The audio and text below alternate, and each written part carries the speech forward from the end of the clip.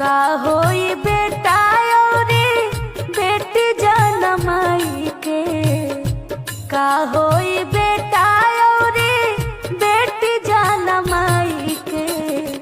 मुँहलो पर देखे नहीं आवे बाबू माई के, मुँहलो पर देखे नहीं आवे बाबू माई के।